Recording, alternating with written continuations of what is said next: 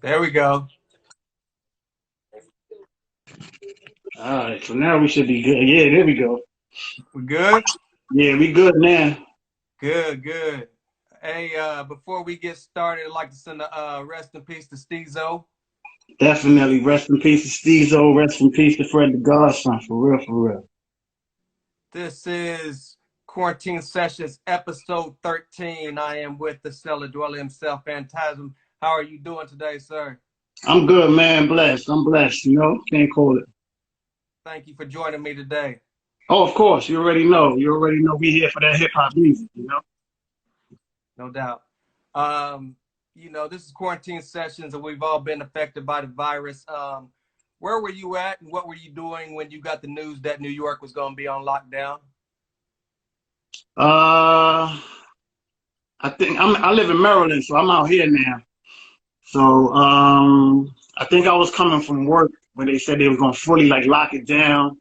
You can't even leave the house type stuff. So I was coming in from work and I was like, wow, it's really bad out there. They were saying that's like the hot zone, that's like ground zero. So I'm like, wow, it's crazy. How has it affected your day-to-day activities so far? For me, not too bad. For me, not too bad. I'm kind of self quarantined as it is. You know what I mean? I'm always off the grid, off the radar. So I'm kind of like this on a day to day. So for me, it ain't really no hassle.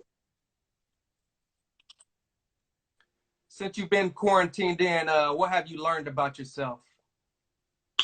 Well, I ain't really quarantined in because my job I'm considered essential. So I'm still going to work every day. I ain't getting like one day off. I'm still 9 to 5 in it every day. You know what I'm saying? So ain't nothing changed for me. The grind is still the same, except for shopping. I can't go to the mall and to the movies and stuff. But other than that, working home.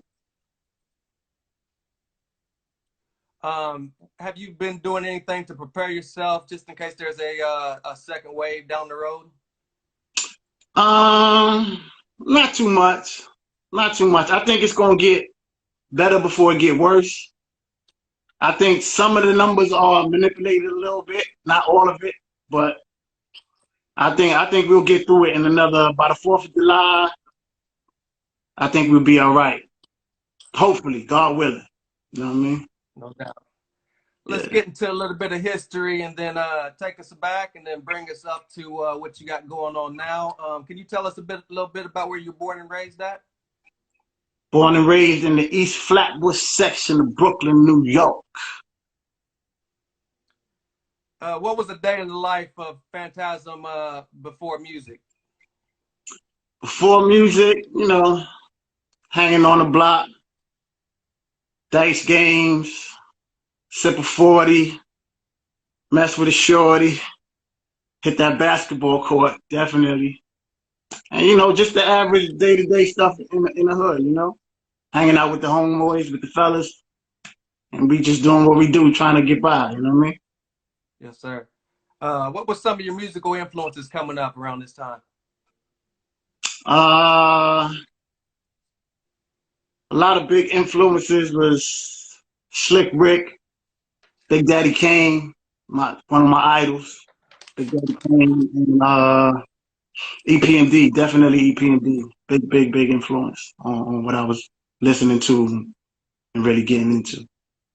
Can you give us a time frame about this time?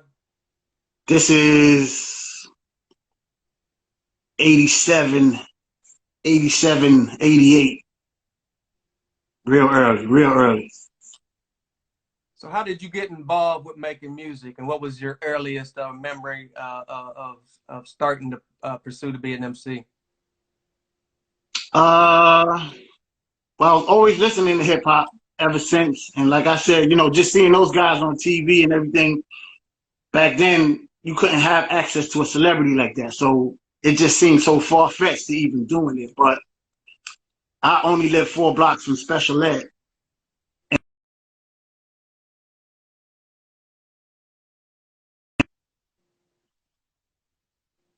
Make it. That's what really made me want to step up and be like, you know what? If they can do it, I can do it.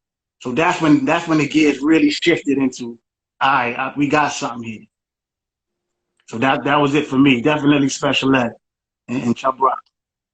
Can you detail when it was when you met your partner, UG? Uh, that was around 89, 90, I believe. Was No, it on, probably 90, 91. was that strictly on music or just it was a friendship at the time? It was on music. It was on music. My man around the corner from me, he used to rhyme, and it's funny. His partner was Lord Have Mercy from Flip Mode. They used to be partners, and UG, my partner, was his dancer. So he had both of those dudes in his cipher. And then once he found out that I rhymed, me and him kind of, did a little back and forth, back and forth, back and forth. I would let him hear something, he'd let me hear something. And then one day he was having a show. So he's like, yo, I want you to come on stage and rock out with me. So when I get in the limo, he introduced me to, this is my partner in rhyme, me and him rhyme together, which was Lord Have Mercy. And he was like, yo, these are my dancers. And he had two dancers, and one of them was UG, my partner. So it's crazy. You both solo artists at this time, or did you immediately become a group? No, we were both solo artists at this time. Both solo artists. Cause he was letting me hear his rhymes that he had, and I was like, yo, man, you kind of nice. Like, I don't know if you should be dancing. You should be doing what you're doing. You know what I mean? So he was like, yo, all right, let's make something happen. So then we got together and started connecting the dots and trying to make stuff happen. I was gonna produce his solo stuff and try to, because I already had an album in the can already. I was working with a producer named Backspin from Flatbush, well-known producer. He did stuff for the MC Light, did stuff for Leaders of the New School. He did Wild for the Night for Rampage. So me and him already had an album in the can on a solo joint. But once I started helping UG trying to get his stuff figured out, I was going to take him to back and I was going to try to produce some stuff myself. Me and him did this one song called the Cella together. And back then you used to shop a 4-song demo or 5-song demo. You get your best 5 songs, first minute and a half, and then done on to the next one. So we did one call together called the Cella Dwellers, and everybody just seemed to like that one song, like, yo, that joint with y'all two together, how y'all play off of each other, and you got the lighter voice, he got the heavier voice, and it just kind of just matched up. And we just said, you know what? If this is what it's going to take to get us in, let's run with it, and then we can always do the solo stuff and break off whatever later, but let's just do this to get in the door if this is what it's going to take. So we kind of just made it happen, and it worked. What time frame would you say that was in? That was 92-ish, 93. Okay. Deal with Loud came in 94. So before the music, what was a day in the life like between you two? Oh man, we same thing, two peas of a pod, you know what I mean? He like what I like, we both was into the ball, we both was into the ladies. So we kind of just meshed and fed off of each other, like, yo, and then we were just about getting this thing. Like, if we really gonna lock in, let's go lock in. So back and forth to the studio, back and forth to all the college radio stations, because back then college radio was it. We couldn't get on the mainstream station. So, Stretch Armstrong and Barbito, Mecca and the Dirty Dozen, Half Pint, all these college radio stations, we was just killing them. Everywhere we went, we'd kill all the freestyles. All the Lyricist Lounge, we bodied all of those shows because we got a hell of a live show. So we just started making a name for ourselves around the New York City area. At this time, was there a bidding war? What made you guys go with Loud Records? They kind of just jumped in and like, yo, we want it. You know what I mean? Because we didn't even do the shopping thing too long. I think we went to 2 labels. We went to Profile Records. And they heard the 4-song demo, 4 or 5-song demo, and they wanted to hear more, like what more the album would be like. And then the second stop was Loud, because Stretch Armstrong, he was an A&R for Loud Records, and he was getting ready to start his own company called Dolo Recordings. But at the time, he was still an A&R, and he was still obligated to bring them whatever talent he found, because that was his job. So once the word got out that he was holding on to this group, or he got this group that he found that he's going to put on his label, Steve Riskin was like, well, I'm still cutting you a check. You need to let me hear what's going on. So lo and behold, we went up there, played it, and he was like, nah, I want this. this is next level. I want this. So we got the deal. Your So first single through them was Land of the Lost. After you cut that song, what was the buzz like? oh, it was crazy. It was crazy. We definitely had a buzz already in New York City. Everybody knew who he was. Just like I said, just from doing all the radio stations. Every freestyle we went to, we bodied it, killed it. Every show we went to, we bodied it, killed it. So the name was already growing around New York City, tri-state area, New York, Jersey, Philly. We was already buzzing, so people knew who we was already. Before you guys recorded your debut album, you ended up jumping on the Master Ace track for the Mind.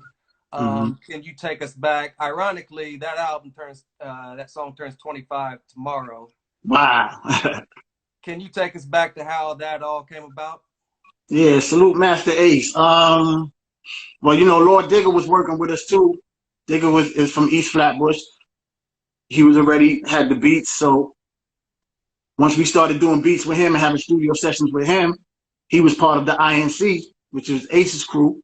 So we started going to some of Ace's sessions, and he knew we got busy, and he was just like, "Yo, I'm putting my album together. I want y'all on the joint." So we was like, "Of course, that's a layup, but, that's what we do." So that kind of helped us out too, because his album was coming out before ours. So to get a placement like that early was a good head nod for us. So shout out Master Ace and Lord Digger. So how does Nick Wiz fit into the scheme of things at this point?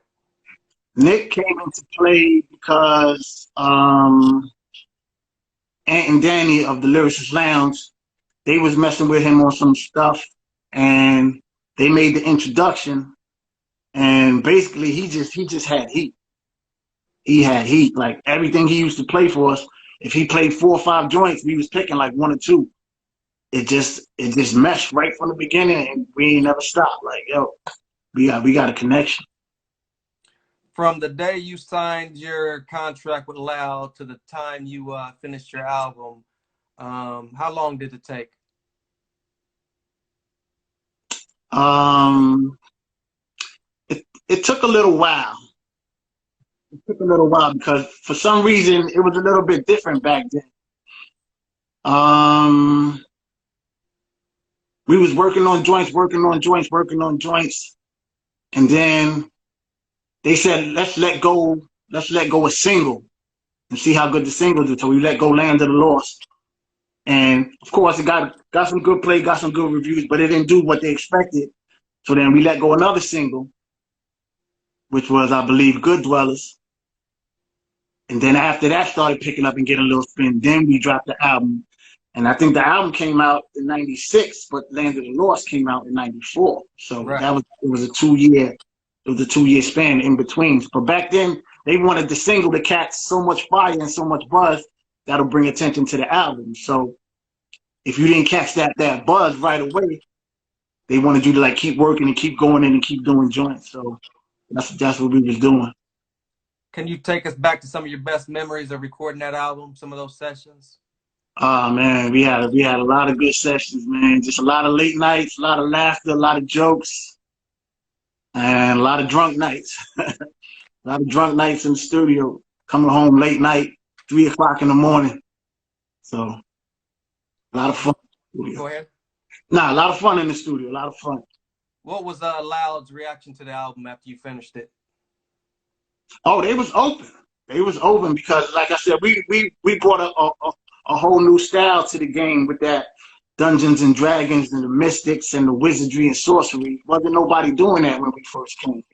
They tried to say, Grave Diggers and a couple other groups, they was after, and they was doing more horrible with the skulls and the crossbones and Satan and devil. We wasn't doing that. Our shit was magic, wizardry, sorcery. So we was the first ones even doing anything like that. So we was like, if we could get the animation and the cartoon, like the Japanese cartoons was big back then. So if we could get that kind of style into the videos, we knew we was gonna go.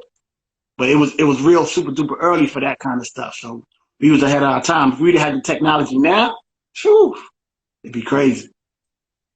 Loud was packed with a lot of talent. They had Wu-Tang, Alcoholics, Mobb Deep. Did they give you guys the attention you needed and the push you needed being the new guys on the block? Nah, nah. That was one thing about being on such a super dope label. Not only do you got to compete with the Def Jams and the Murder Incs. And the Bad Boys and all that, you competing against our own team because if you put out a Cella Dwella record and a Wu-Tang record and a Mobb Deep record, whatever picks up steam, that's what you're gonna run with and put your guns behind. So if we releasing 3 records and the Mobb Deep shook one start to go crazy and it start to just ring out, now we kind of get pushed to the side and now all the money go behind the Mobb Deep. So that's why you could have a dope label, but you could have groups like Mobb Deep and Wu-Tang and Raekwon go gold and platinum, but then you could have Cellar Dwellers, Alcoholics, and Dead Prez kind of just don't get that much burn, even though they just as dope, but it's just whatever's buzzing at the time, that's what they're gonna put the money behind. So it was one of those things. So not only are we competing for radio time and ads with the other labels, we competing with our own people. So if they would have did that just a little bit better and just gave everybody their own individual shot, I think it would have worked a lot better. Were you pleased with the album overall? Was there a guest appearance that was maybe missing that you didn't get, or a producer that you wanted? Did everything come out the way you planned with that album? We did, but thinking back on it now, what we should have did, since we had such a strong team in-house already, we should have got production from RZA, Havoc. We should have had features. But we was so hell-bent on, now we gonna make it on our own. Like, nah, we knew we coming in and we doing this on our own. We don't want no help from nobody. We was just trying to get our props. So we was thinking more just creatively, like, nah, we don't need nothing. But business-wise, it would have been great to just mix and mingle. But, you know, we was new, we was young. Everybody from different sections, you know what I'm saying? They from Queens, they from Staten Island, we from Brooklyn. So, you know, you kind of got that. Nah, y'all do y'all. We gonna do us. We signed too. We got our deal too. You know what I mean? So that competition, you know, that's what it was. Friendly competition. Being on Loud, they probably has some great tour lineups. Can you tell me your best tour lineup and a great memory during that time? Man, they always kind of good, man. Because like I said, just being on that label, every time we went out with the Licks. We went out with Mobb Deep. We did a lot of dates with Wu. And then, you know, once Ray got signed, him and Ghost kind of partnered up. So we was always amongst the great, you know what I mean? Sometimes we got to show with Ray and Ghost. Sometimes we got to show with Mobb Deep. Sometimes we got to show with Wu. Sometimes we go to the West Coast and fuck with Exhibit and the Licks. So we you know, every time we went out, it was an adventure. Dope. Your last album on the label was The Last Shall Be First in 2000. What was going on with you guys between, let's say, 97 and 2000? That gap in between, honestly, we just kind of fell back because up until that point, we was together like every day, nonstop grind, thinking of concepts, thinking of things, shows, do this, run here, run here, run there. So within that gap, when there was no real obligation to do nothing, we would just go do a show, get the bread, and come back and just sit back and chill. And he's staying with his family. I'm staying with my people. Weeks pass by. Another show come out. We go get that bread, come back, and then we just, you know, kind